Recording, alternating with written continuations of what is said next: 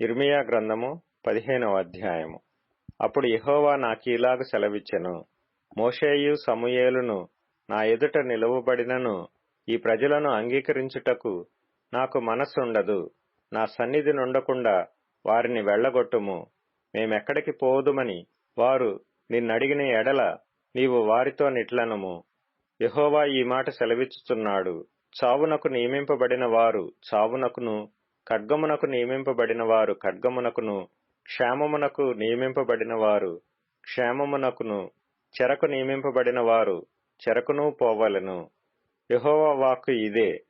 చంపుటకు ఖడ్గము, చీల్చుటకు కుక్కలు, తినివేయుటకును నాశనము చేయుటకును ఆకాశ పక్షులు, భూమృగములు అను ఈ 4 విధముల బాధలు వారికి నియమించియున్నాను.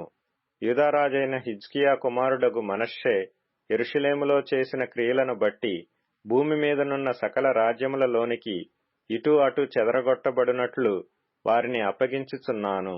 యెరూషలేమా, నిన్ను కరుణించువాడెవడు? నీయందు జాలిపడువాడెవడు? కుశల ప్రశ్నలు అడుగుటకు ఎవడు త్రోవ విడిచి నీ యొద్దకు వచ్చును? యెహోవా వాక్కు ఇదే. నీవు నన్ను విసర్జించియున్నావు, వెనుకతీసియున్నావు గనుక నిన్ను నశింపజేయునట్లు నేను నీ మీదికి నా చేతిని చాచియున్నాను. సంతాపపడి నేను విసికియున్నాను. దేశద్వారములో నేను వారిని చేటతో తూర్పార పట్టుచున్నాను. నా జనులు తమ మార్గములను విడిచి నా యొద్దకు రారు గనుక వారిని సంతానహీనులుగా చేయుచున్నాను, నశింపజేయుచున్నాను. వారి విధవరాండ్రు సముద్రపు ఇసుక కంటే విస్తారముగా ఉందురు. మధ్యాహ్న కాలమున యవ్వనుల తల్లి మీదికి దోచుకొని వారిని నేను రప్పింతును. పరితాపమును భయములను అకస్మాత్తుగా వారి మీదికి రాజేతును. 7 కనిన స్త్రీ క్షీణించుచున్నది, ఆమె ప్రాణము విడిచియున్నది. పగటివేళనే ఆమెకు ప్రొద్దు గ్రుంకియున్నది. ఆమె సిగ్గుపడి అవమానము నొందియున్నది. వారిలో శేషించిన వారిని తమ శత్రువుల ఎదుట కత్తిపాలు చేసెదను. ఇదే యెహోవా వాక్కు. అయ్యో నాకు శ్రమ! నా తల్లి, జగడమాడువానిగాను దేశస్థులందరితో కలహించువానిగాను నీవేళ నన్ను కంటివి. వడ్డీకి నేను బదులియ్యలేదు, వారు నాకు బదులిచ్చిన వారు కారు. అయినను వారందరూ నన్ను శపించుచున్నారు. అందుకు యెహోవా, నిశ్చయముగా నీకు మేలు చేయవలనని నేను నిన్ను బలపరచుచున్నాను.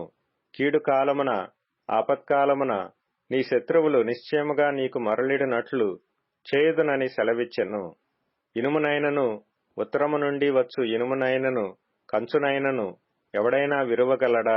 నా జనులారా, మీ ప్రాంతములన్నిటిలో మీరు చేయు సమస్త పాపములను బట్టి మీ స్వాస్థ్యమును నిధులను క్రయము లేకుండా నేను దోపుడు సొమ్ముగా అప్పగించుచున్నాను. నీ వెరుగని దేశములో నీ శత్రువులకు నిన్ను దాసునిగా చేతును. నా కోపాగ్ని రగులుకొనుచు నిన్ను దహించును. యెహోవా, నా శ్రమ నీకే తెలిసియున్నది. నన్ను జ్ఞాపకం చేసుకొనుము, నన్ను దర్శించుము. నన్ను హింసించు వారికి నా కొరకై ప్రతిదండన చేయుము. నీవు దీర్ఘశాంతి కలిగిన వాడవై నన్ను కొనిపోకుము. నీ నిమిత్తము నాకు నింద వచ్చుచున్నదని తెలుసుకొనుము. నీ మాటలు నాకు దొరకగా నేను వాటిని భుజించితిని. సైన్యములకు అధిపతివగు యెహోవా, దేవా, నీ పేరు నాకు పెట్టబడిన గనుక నీ మాటలు నాకు సంతోషమును నా హృదయమునకు ఆనందమును కలుగజేయుచున్నవి. సంతోషించు వారి సమూహములో నేను కూర్చుండలేదు, నేను ఉల్లసింపలేదు. కడుపు మంటతో నీవు నన్ను నింపియున్నావు గనుక నీ హస్తమును బట్టి నేను ఏకాకినై కూర్చుంటిని. నా బాధ ఏల ఎడతెగని దాయను, నా గాయము ఏల ఘోరమైన దాయను. అది స్వస్థత నొందకపోనేలా. నిశ్చయముగా నీవు నాకు ఎండమావులవవుదువా, నిలువని జలములవవుదువా? కాబట్టి యెహోవా ఇలాగు సెలవిచ్చెను, నీవు నా తట్టు తిరిగిన ఎడల నీవు నా సన్నిధిని నిల్చున్నట్లు నేను నిన్ను తిరిగి రప్పింతును.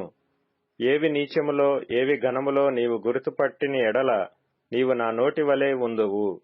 వారు నీ తట్టునకు తిరగవలెను గాని నీవు వారి తట్టునకు తిరగకూడదు. అప్పుడు నిన్ను ఈ ప్రజలను పడగొట్టజాలని ఇత్తడి ప్రాకారముగా నేను నియమించెదను.